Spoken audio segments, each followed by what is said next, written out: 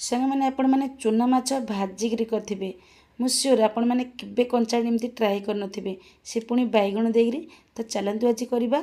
तो माछ को मुझे धोईक आगुरी क्लीन कर देती तापर एपटे कड़े बसई देती तेल देदी जीरा देदी जीरा फुटला पियाज देली पियाज भाजिला ये मसला को देली मसला ये मुझे जीरा धनिया रसुण लंका काश्मीरी रेड चिली पाउडर हलदी पाउडर देखिपे केते सुंदर देखा जाए आम मसला तेल पूरा अलग हो जाए। दुईटी टमाटो को प्यूरी कर रखी ताको देदी पुणी कि समय कषिली तापर ये किसी अल्प पानी देदी एपटे बैगण को काटिकी रखी तो चलते भी बैगण को देदेबा।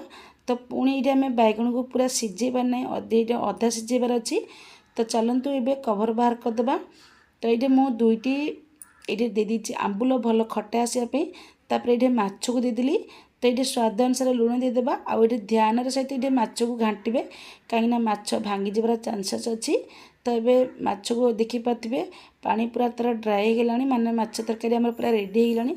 तो चलते ये प्लेट को बाहर करवा आउे करी पत्र मुझे सजाई देती सुंदर देखा जाए। तो आपण मैंने भी एमती कंचा चूना माछ बैगण देकी थरे ट्राए करूँ। आपण मानू केमती नाला मतामत निहाती जनइबे। सांग मैंने प्लीज चैनल नुआ थे सब्सक्राइब कर दियंतु।